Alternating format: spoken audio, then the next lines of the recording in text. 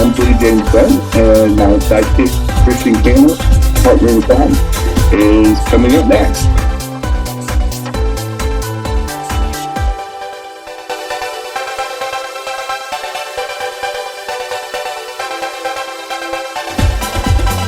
Hey everyone, I'm Jen's sidekick. Welcome to Two Queers in a Truck. Hi y'all. See you soon.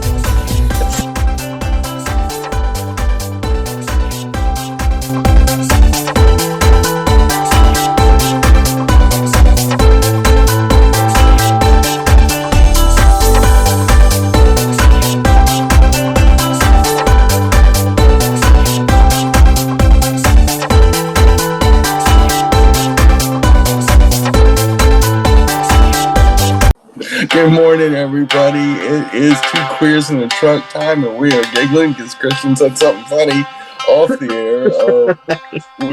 We usually have for everybody, this is Christian and Jenny, and we normally have a little levity before most shows, and we're personal friends, so we're people that have just joined us maybe in the latter seasons. We're close personal friends off camera. We do a lot of social things. And so we laugh a lot about a lot of stuff. Like we both have a sense of humor. And so he got me tickled, and then he started recording, and so here we are. And that's my trick. Pretty good. It's one of his sneaky tricks. That's exactly. That's the privilege of being the producer of the show too, and the co-host, is he can screw with me. That's right. And probably does, because I don't really spot check the episodes. There's no telling how. But that's the charm of the shows. Is exactly. They're bootleg. They're meant for entertainment purposes only. We don't give legal advice or medical advice or anything like that. If you take this more serious, other than I would like people to vote.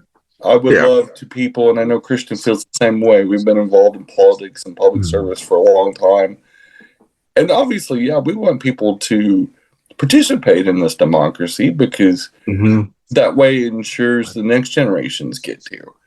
And how we let democracy die is how Germany let it die in the 1930s. They give fealty to one political party up because of intimidation and chicanery and fuckery. And then before we know it, we've all cowered down to a minority amount of loudmouths and idiots. And then we can't have anything nice. So get out there, vote. It's free, it's easy. Some states you can still register. Early voting is going on almost everywhere by now.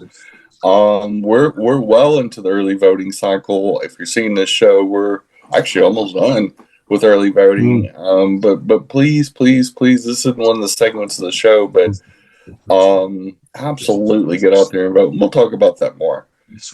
Speaking of voting and stupid, Trump is getting markedly. He's always been weird. He's always been creepy. He's always been just a POS. But some of his recent antics with the McDonald's controversy, where they shut down a McDonald's so that he could have a photo op. The irony is that he can't work in McDonald's because he's a convicted felon. So we got a man running for president that is unqualified to work at a fast food place that he did a photo op at. That's right.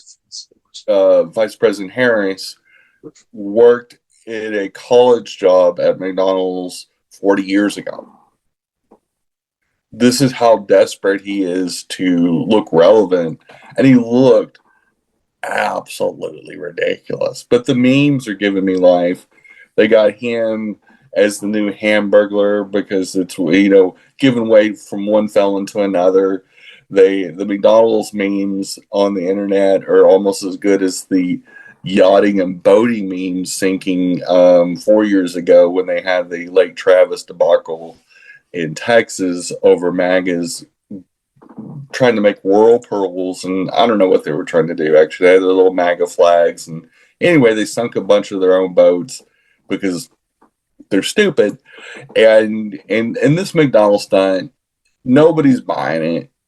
What the dude has had 50 years of adult white male privilege. He was born with a silver spoon in his mouth. He's never actually worked a day in his life. He's the definition of sloth and greed. All 7 deadly sins exist in one man. And, not to go all full on Catholic, but he is literally the epitome of breaking every commandment in one human being. And it is now trying to, I don't know who he's trying to appeal to with this McDonald's thing. Like, even people that have had to work in food service, whether it's their chosen career or they had to because there was an easy point of entry or they had a friend working there or whatever the case may be. I've worked in food. I'm continuing to work in food myself. Many people in the queer community, about 40% of us actually work in food service and service industries. That was my first job, McDonald's. Yeah, and you worked in the hospitality industry for decades, Exactly. And we both come from hospitality, bar, and resort backgrounds, and taking care of people, something we've always done. It's probably what led us into politics, and we started these shows, or Christian started these shows to be a good neighbor, and not the State Farm kind, but just the regular kind of good neighbor. But just, I think when you're so out of touch, it reminds me of the George Bush, Papa Bush era when he tried to go to a grocery store like Iowa or some flyover state in the middle of nowhere. And the first time he's probably been in a grocery store in decades. And he was just shocked to see the electronic scanners that we've been using for quite a while. And it's just like, oh, wow, cool technology. And people were going, okay, it is time for you to go. And Grandpa, you need to be retired, because this was in 92 when he lost his re-election bid. It kind of is a symbol of where his campaign is trending. He's so out of touch and so petty and so jealous and honestly senile. You could look at him and he just looked like a goofy bastard. Like he just slobbered all over himself, and it just, if he wasn't such a big bag, it'd be sad. But he's been such a dick. You just go, I don't feel sorry for him, because this is just an example of being way too greedy in one lifetime. He's been president once. He was an absolute failure. He has the audacity to run a second and a third time. He's proof of why we need really one-term presidents. 1 6-year term would be more than enough. One era of Trump is more than enough, and we don't need him. He's out of touch. He's old. He's not up to the task. Nobody can see him being president. Not even Republicans can see him being president. And so why we're putting this country through this is beyond me. Only because we live in the stupidest timeline of all the multiverses out there. We're in the stupidest. I have now discovered that we are in the multiverse, and we are in the dumbest one. We are not in the cool flying cars. We don't have starships yet. I've missed out on that universe, and I wish I was over that universe and I'd take the alternate Jenny and move her into this one for a little while just so I could experience some cool stuff. But we are in the mouth breathing, let's burn the planet down, because we're too stupid to change the universe, and we try to elect clowns because Donnie McClown shows wants to cosplay a service industry worker, and it's just very, very, very bizarre. And you just wonder, how can you vote for somebody after seeing that? Like, if a Democrat did that, I would make fun of them too. Like, if it looked awkward, like even Kamala, even Vice President Harris does not go to McDonald's and have them shut down, and she throws out an apron. But even if she is qualified to work in a McDonald's, because she ain't a felon. Yeah, that's right. Really important point. And another bizarre rant over the weekend, and this one again is Donald J. Trump, in a very bizarre speech. I think also still in Pennsylvania, He was, I don't even know where he was or who the audience he was speaking to, but he was in the hometown, I believe, of Arnold Palmer, the great and late legendary golfer, philanthropist. Seemed like a sweet old man. Never met the man. And just all around good American guy. Looked like everybody's grandpa. And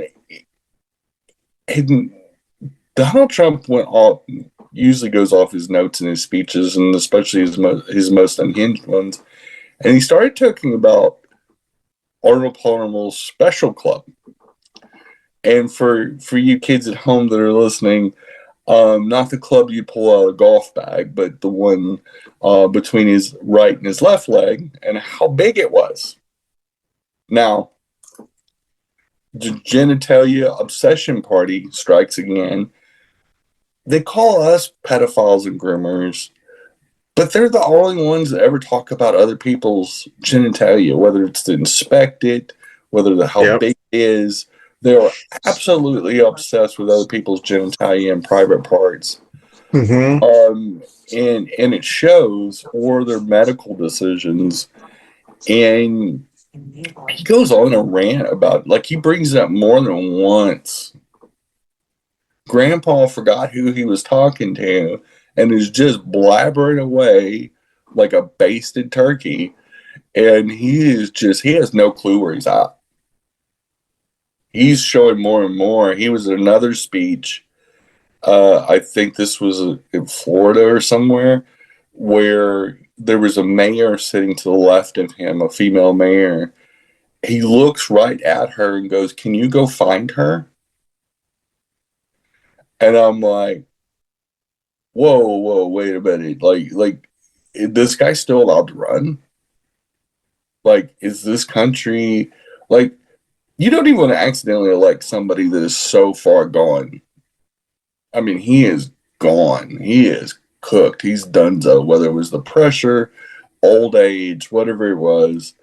We know he didn't have a good diet. Like, you can tell he's not in good shape. And I don't like making fun of somebody's appearance, but he is so out of shape. I mean, round is a shape. Mushy sack of mashed potatoes is a shape, but it's not in shape. Like, he's not like Biden. Biden, has speech impediments, and obviously Biden, yeah, he's 3 years. He's only 3 years older than Trump, and he has his moments. Like, but I mean, I hope to make it to 81. And I would love to be in the shape Biden's at 81 and perform at the highest levels and done what he's done the last 4 years.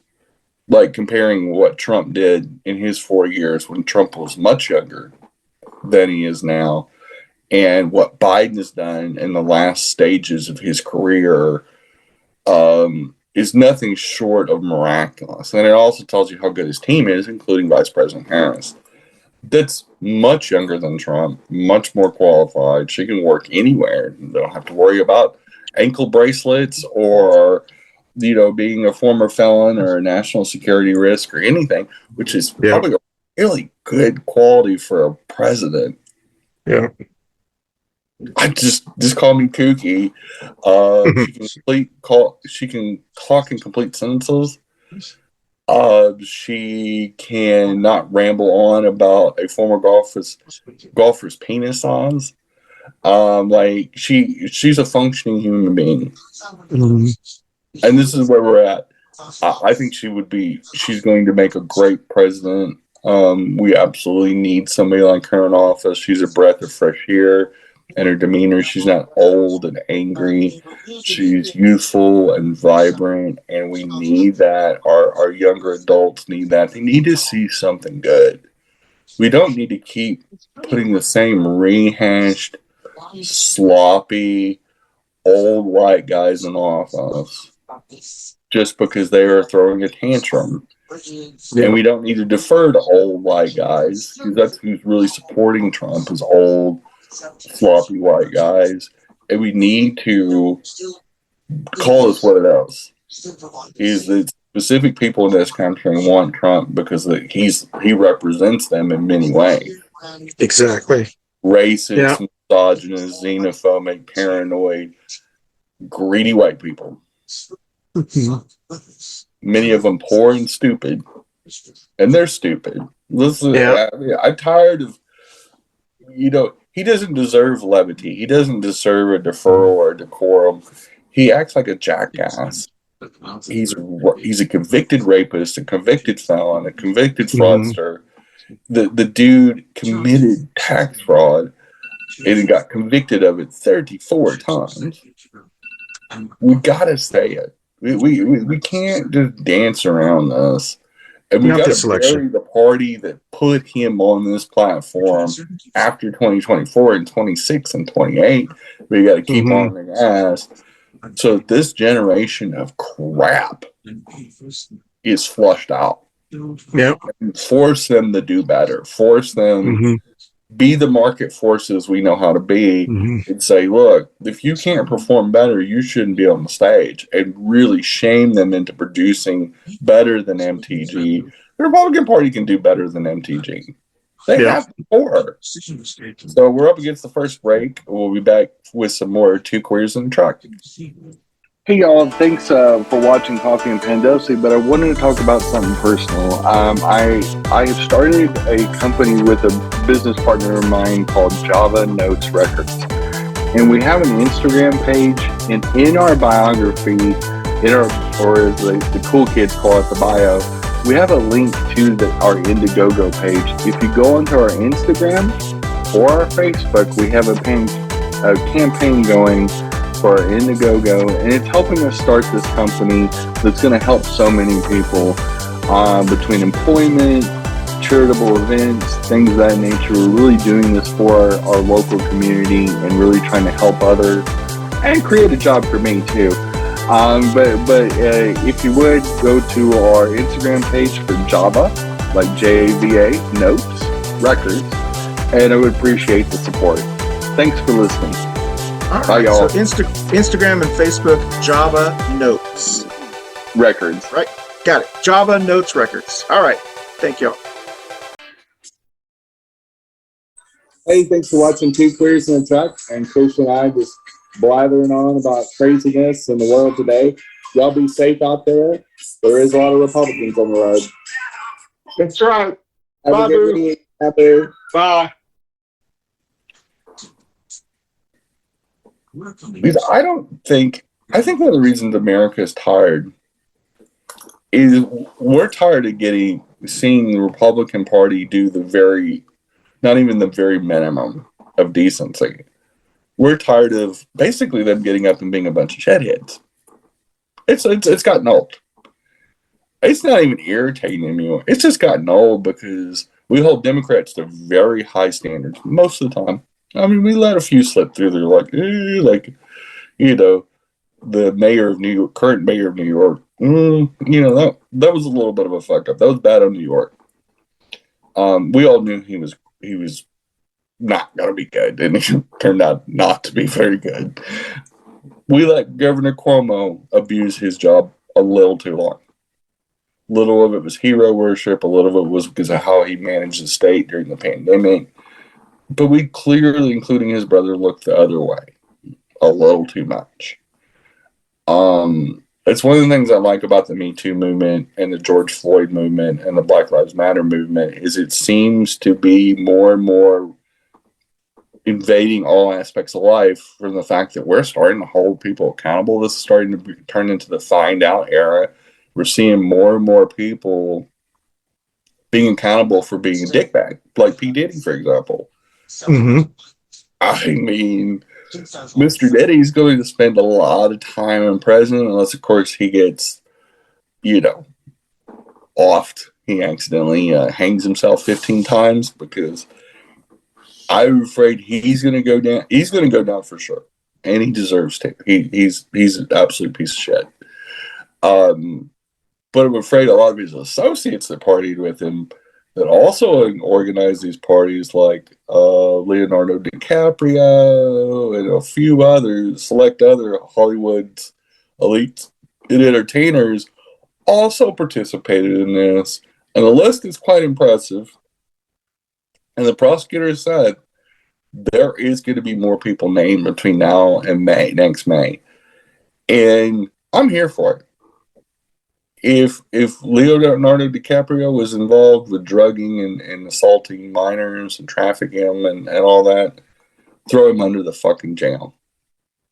Throw him under the fucking jail. There's no excuse for that. Because these were grown men that were in their late 20s and early 30s. You don't need to drug some 14-year-old, 13-year-old. You're already famous. You're already rich. I'm not famous or rich, but I can still pick up people. Like, I'm still good at, like, I still got it, and I'm not young or rich. But you got to have a little bit of game and a little bit of patience, and it's good not to be a piece of shit like they are. And I'm glad that we're seeing this come up, because it may be the only thing about QAnon.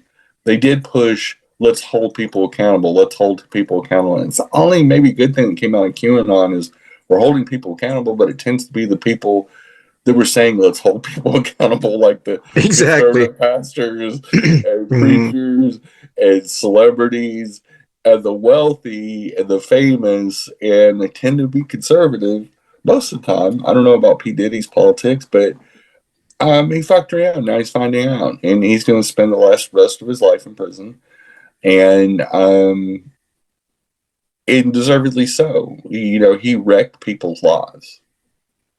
Some of the testimony that's being leaked to the press by the prosecutor, if you are very easily hurt by stories of assault and things like that, please don't read it. It's not worth it. If you are naturally curious, go ahead and read some of the transcripts. That's going to be used in the trial. It's absolutely devastating.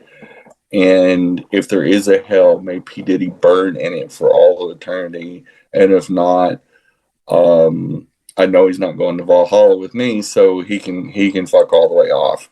And but we've protected monsters like this and Trump and over the decades, and there is a thing that's going around on Facebook talking about, it's a story of this woman that was in a room mostly of men, some kids and stuff like this, and this one guy said something just awful to her daughter. And they were sitting next to a group of men in this table, and everybody knew each other. And not one man stood up and said, no, don't do that to that girl. Don't say that to that girl. And the mom got up, moved down, and said, don't you talk to my daughter like this. And we've seen too many times, time and time again, where cowardly men will not stand up to this, and they become enablers, and they become cowards. The Republican Party is full of cowards. Society, conservative men are cowards. Nazis are cowards. You have to be a coward to look the other way when you're seeing something wrong. And while that isn't as entertaining as funny as making fun of P. Diddy, P. Diddy will get his in prison. What he did is going to be done to him. I can just assure you, probably worse. There's a thing they call prison justice, and it will be a little different than he likes, but nonetheless, people like him, Jeffrey Dahmer, people like that, never do well in prison. They usually don't live a long life. So mazel tov to P. Diddy, and hopefully he really enjoys prison. But just it's super, super, super, super bizarre. Oops, shit. Pulled something up and then it went away. But yeah, it's kind of hard to believe that our society really wants to. I don't know. I find it weird when we look the other way when people do bad things, cruel things, hurting kids, hurting seniors.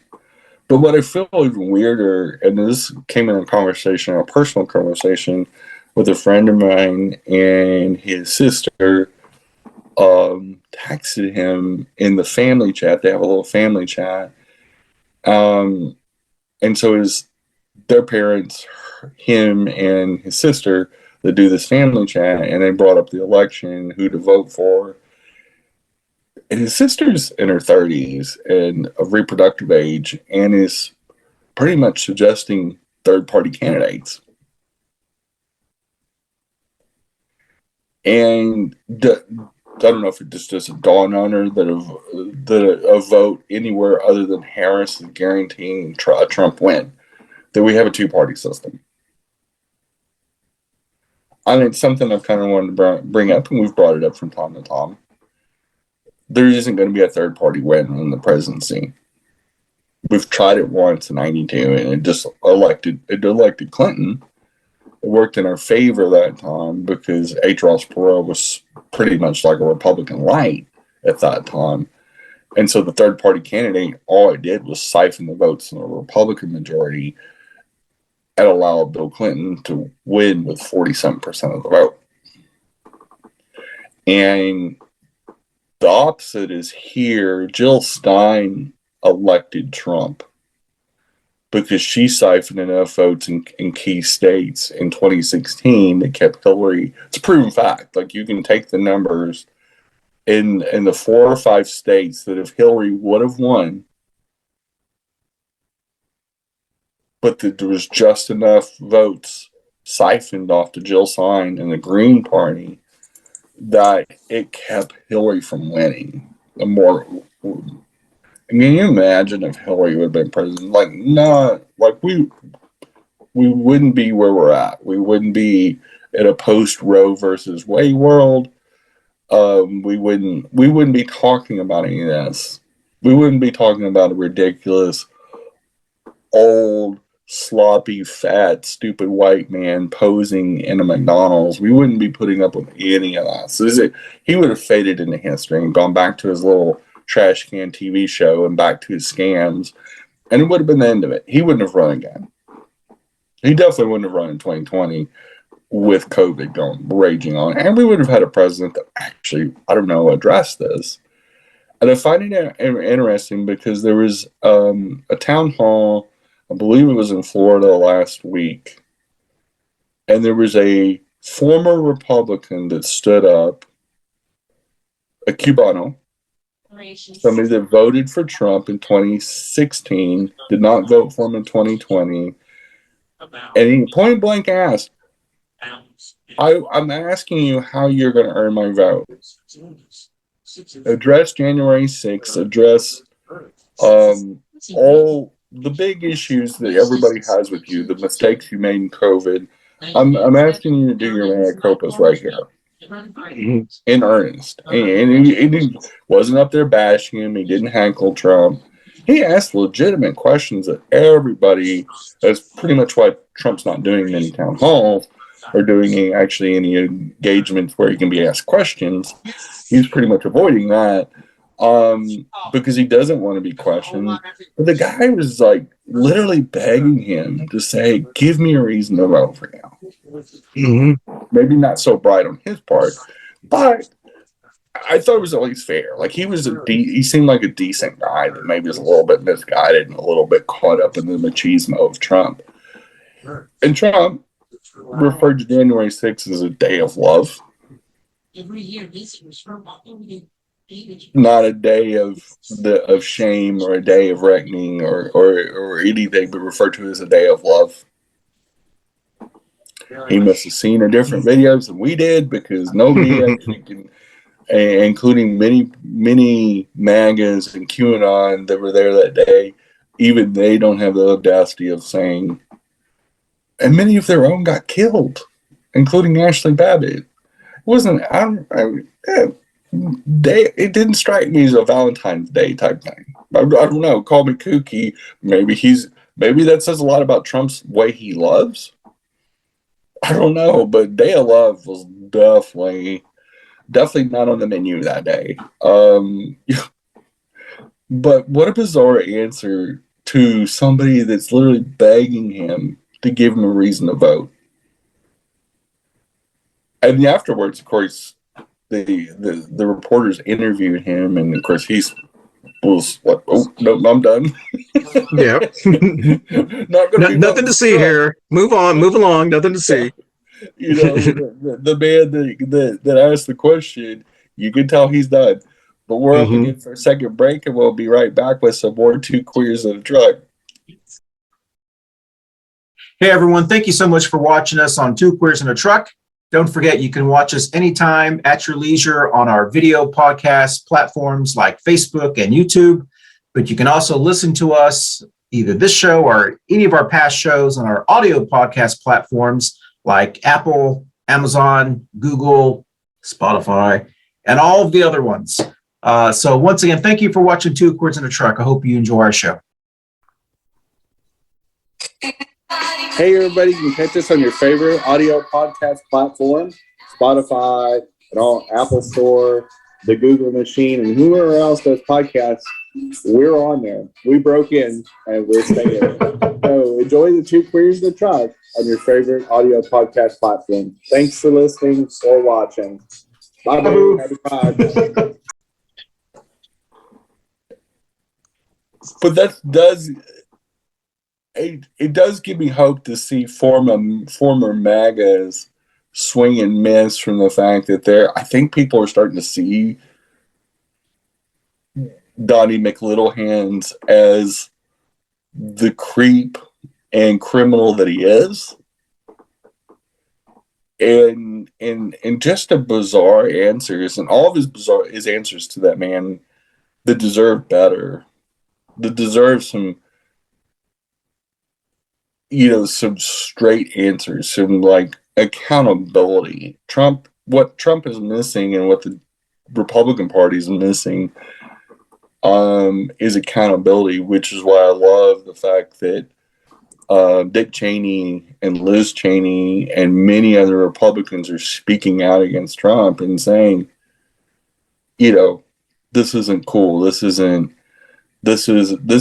past party. This is about our country and our future, and the fact that, let me tell you something, if Dick Cheney's on the right side of history, you've really fucked up. At some point, if you are on the opposite side of Dick Cheney, and Dick Cheney is speaking social justice truth. Exactly. The evil emperor himself. When Darth Vader says, hold on a second, then, Yeah. Yeah. So a former vice president, a staunch lifetime Republican, worked for Nixon, worked for many Republican presidents, was the vice president under W. And if he opposes you, damn, you've done fucked up, AA run. Like you are exactly. You are circling the toilet drain, so to speak. You have been shat out and measured and weighed, and you are found lacking. And you're done. Stick a fork in you. There's some hope for Liz Cheney, but Dick Cheney he's Dick by name and he's Dick by nature. He is not a good guy. Like, he's a war criminal shitbag that disagrees with you. Yeah. Like, it's the worst of the worst. And it just, the more I think about it, the more it just hits me in the face. I go, oh my God. Hurricane season in North Carolina. It's like Jack the Ripper coming back from the dead. Planning with North Carolina. You're a crappy dude. I've developed You're a crappy dude. It's just a little wild. It's a little weird. To find out if you need evacuation zone. Remember your zone and listen for it when a hurricane threatens. That's know your zone. That's that. But it's just very bizarre and it's very weird. But that's where we are in politics tonight. We have a Republican Party that's literally breaking at the seams. And it's almost like a stress test, and the Republican Party is failing. They're failing forward. They've got this crazy Project 2025 that they deny that is theirs, even though they wrote 900 pages. I'm sure 900 pages just wrote itself. And it's very bizarre where they're at mentally. And you got to wonder a little bit, is it possible that they just don't? I think there is a point where they don't know what to do with him. Yeah. Do you have that feeling, like that sense of they've gotten to this certain point at the end of the line, kind of like they did with Papa Bush? Papa Bush didn't retire in '88. He ran for president and won.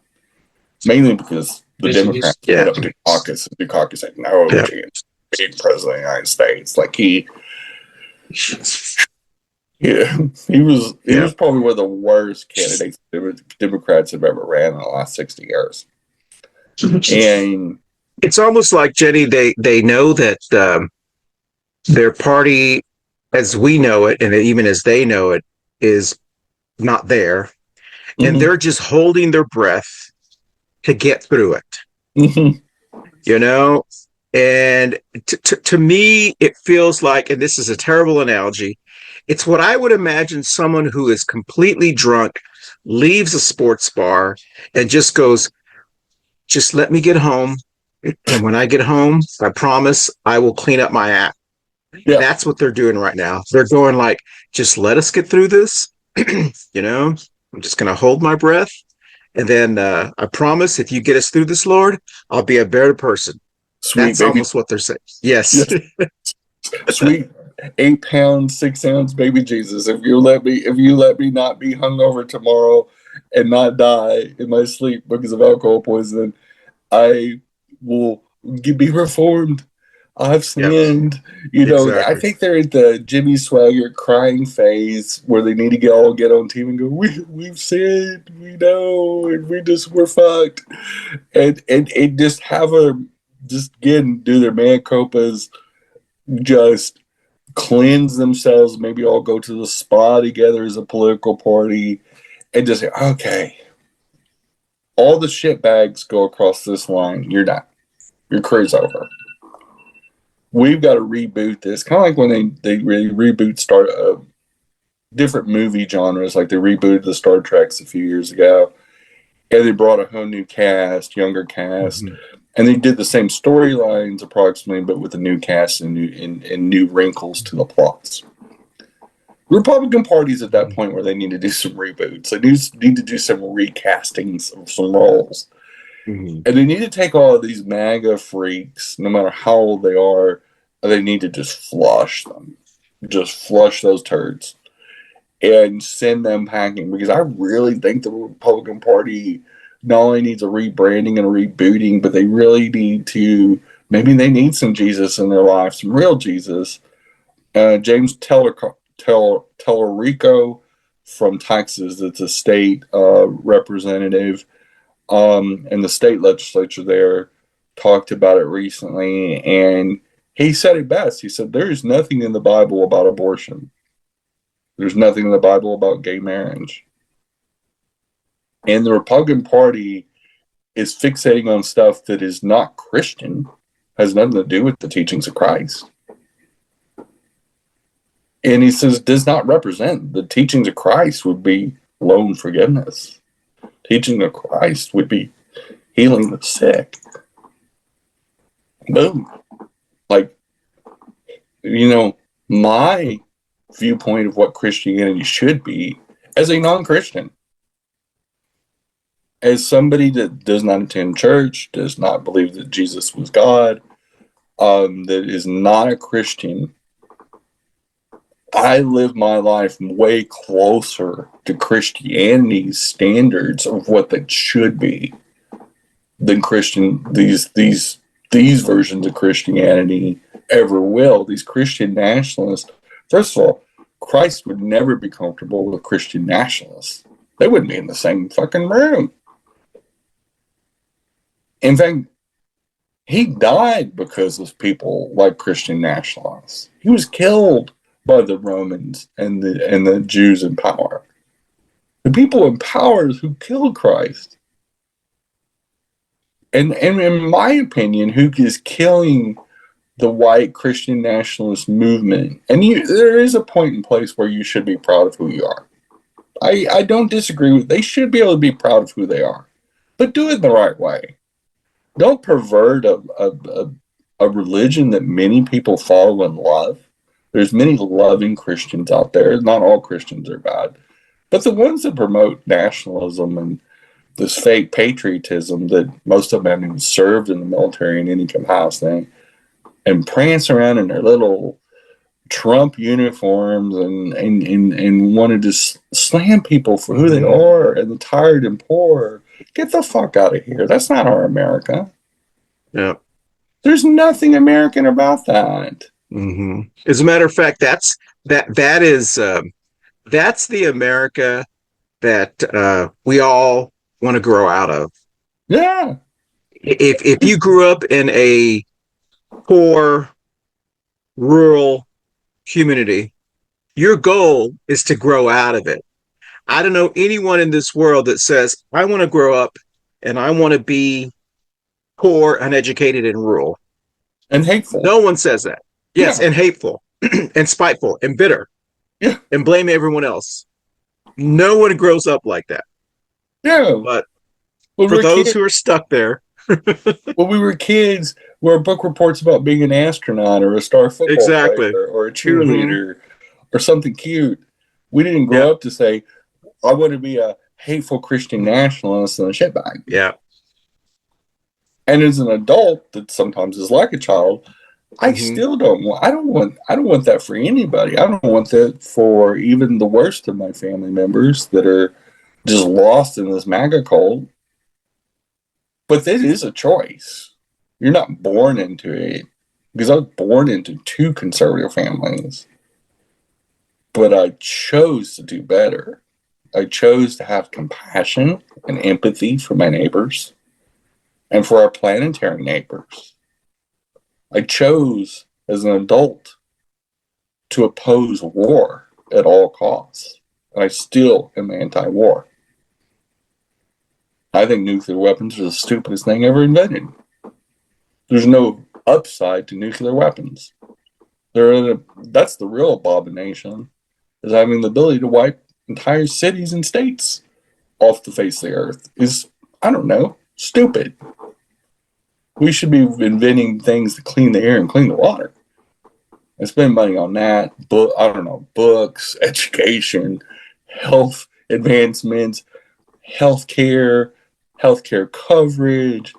Call me kooky. Spending $8 trillion on war that we didn't need is stupid when it would have paid for 17 years worth of healthcare for every American. Yeah, we've done some stupid things this century, but we don't have to continue to do that. Hate is a choice just as much as love is a choice. And they both come from the same space in our head, in our heart, and people are choosing to hate. They're choosing to hate for absolutely no reason.